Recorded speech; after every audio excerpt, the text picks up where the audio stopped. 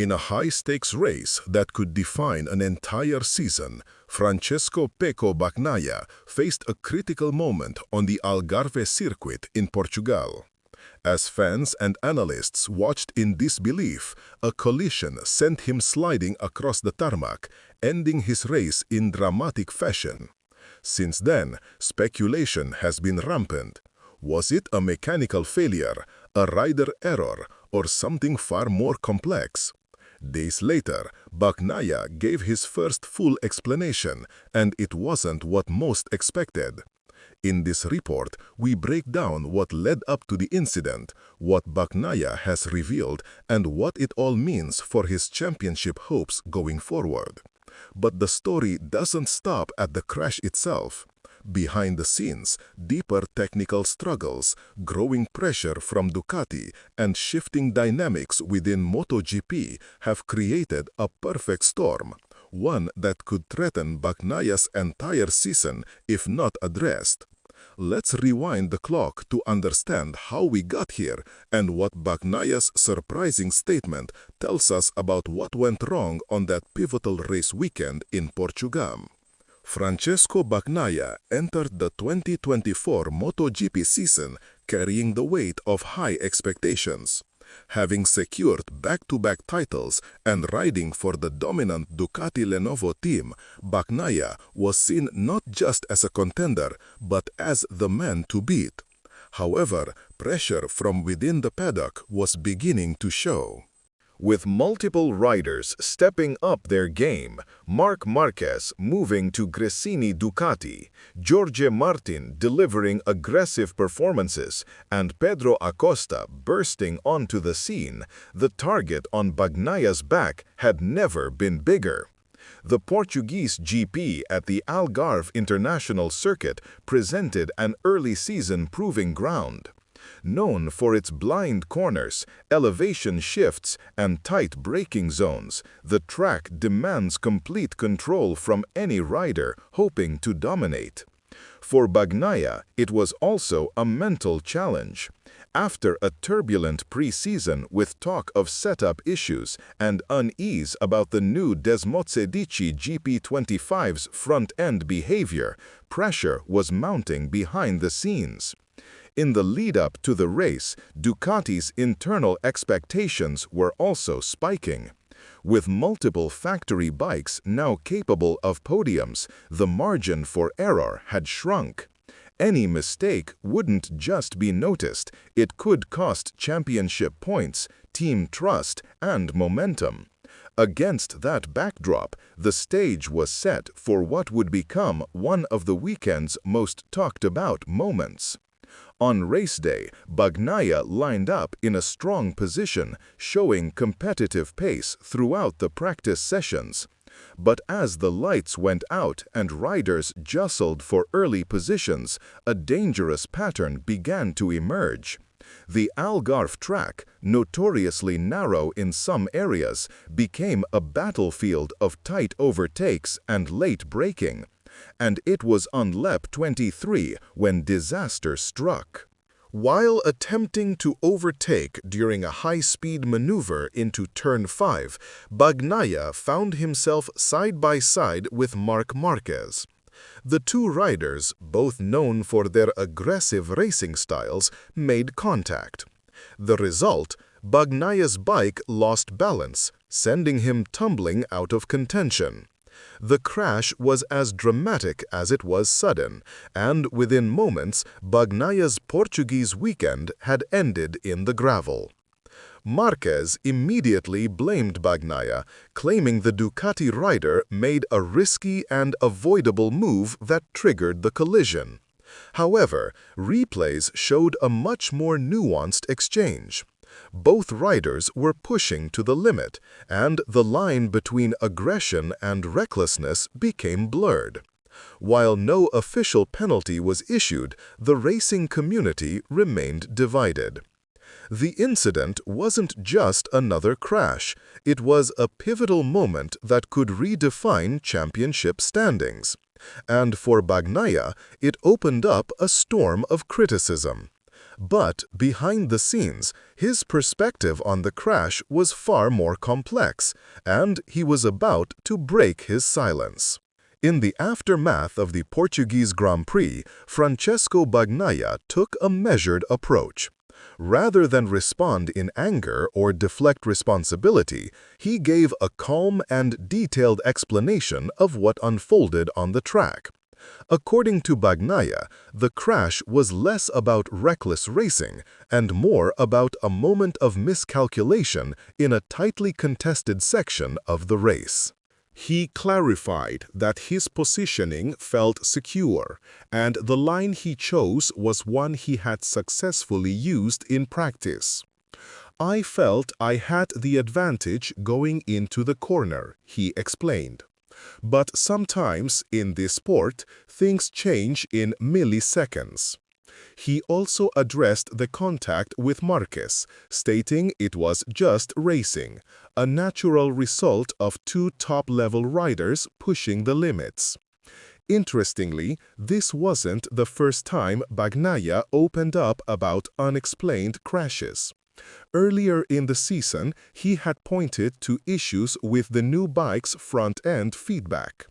He even described one incident where the crash made no sense to him, suggesting the bike behaved in ways that defied normal expectations. That background sheds light on Portugal. Perhaps it wasn't just rider aggression, but also machine unpredictability. Bagnaia's composed response didn't silence critics, but it did offer insight into a deeper problem. His explanation pointed not only to racing dynamics, but also to larger concerns about Ducati's current setup. And for a team chasing perfection, that's a message they can't afford to ignore. In motorsport, the relationship between rider and machine is often described as a bond of trust.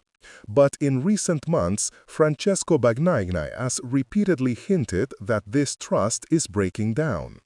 After the crash in Portugal, many expected a heated defense of his maneuver, but instead, Bagnaia offered a calm and cryptic insight. "I didn't feel the front," he said. And for MotoGP fans who understand the technical side of racing, that statement is both revealing and alarming.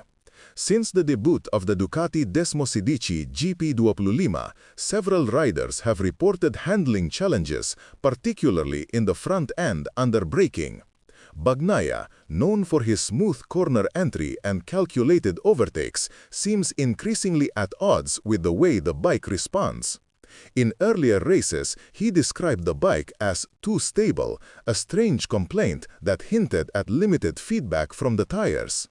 In MotoGP, where the rider relies on feel more than instruments, losing that sensitivity can lead to disaster, exactly what we saw in Portugal. Engineers inside Ducati Corse are reportedly investigating the aerodynamic balance and front-end setup of the GP25. Meanwhile, rival teams have noted Bagnaia's struggle to commit aggressively into corners, especially late in races when tire wear increases unpredictability. It's not just a riding issue. It may be a design conflict between precision braking and Ducati's push for aerodynamic speed. For Bagnaia, this mismatch spells more than discomfort, it's a risk multiplier. If he can't sense when grip is about to fade or when the front will slide, he's essentially riding blind at 200 mph. That moment in Portugal may have been the culmination of weeks of hidden tension between rider instincts and mechanical behavior. And if it's not resolved soon, it could cost him far more than one race.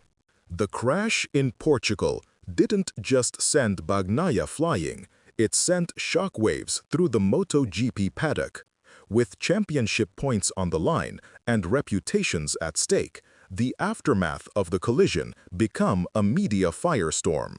Marc Marquez wasted no time in placing the blame squarely on Bagnaia, telling reporters that Pecco made a mistake that cost us both. Marquez's statement echoed through the paddock and immediately split opinion. Some fans backed Marquez's claim, citing Bagnaia's increasingly aggressive overtaking this season. Others defended the reigning champion, pointing to the racing line and suggesting Marquez left little room. What's clear is that the crash deepened a long-standing rivalry between two of the sport's biggest names, fueling debate on whether MotoGP is drifting into overly risky territory. Inside Ducati, tensions may also be rising. Bagnaia is not just any rider, he's the face of the factory team. But with so much talent across the Ducati stable, George Martin, Enea Bastianini, and even rookie standout Pedro Acosta, the pressure on Bagnaia to stay ahead is fierce. Team insiders, speaking off the record, have noted frustration over repeated crashes early in the season. While no official statement has criticized Bagnaia, it's clear that expectations for him are higher than ever. For Bagnaia himself, the scrutiny is nothing new, but with media coverage dissecting his every move and rivals questioning his judgment, the spotlight has never been more intense. The crash in Portugal was more than a racing incident. It became a referendum on Bagnaia's decision-making under pressure.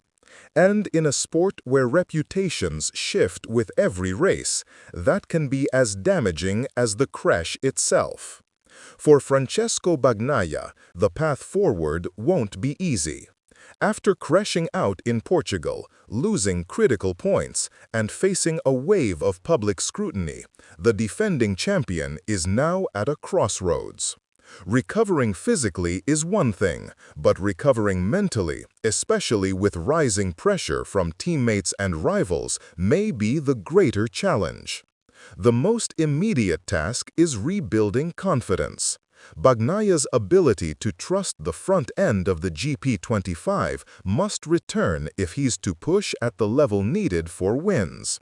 Ducati engineers are reportedly working overtime to adapt the bike's setup to Bagnaia's style, experimenting with geometry adjustments and electronic support during braking.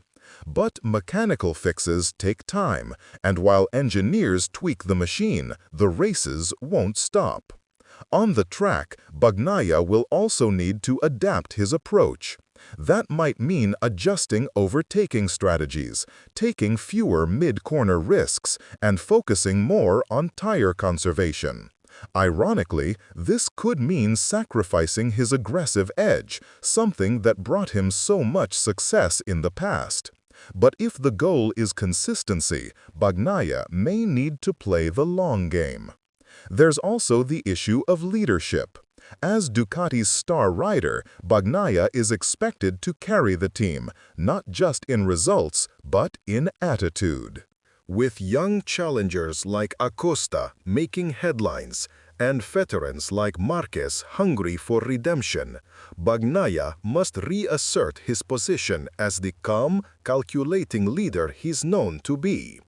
The season is still young, but with the calendar packed and competition intensifying, the margin for error is vanishing. For Bagnaia, the next few races won't just be about wins. They'll be about proving that the crash in Portugal was a turning point, not the beginning of a slide. In the world of MotoGP, races are won in milliseconds, and reputations can pivot on a single turn. Francesco Bagnaia's crash in Portugal was one such moment. At first glance, it appeared to be a typical high-speed miscalculation, but his own explanation pulled back the curtain on a deeper story. A story about pressure, machine instability, and a championship season now on edge.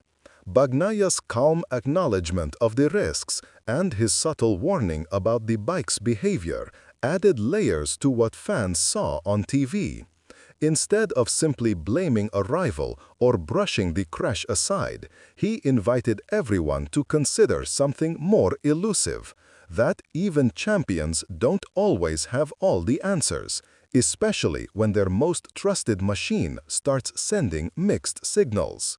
As the season progresses, All eyes will remain on Bagnaia, not just to see if he can bounce back, but to watch how he evolves under pressure. Will Ducati give him the machine he needs? Will he adjust his style to the new dynamics of the sport? Or will Portugal be remembered as the moment when the tide began to turn? Either way, one thing is certain: the 2024 season just got a lot more interesting.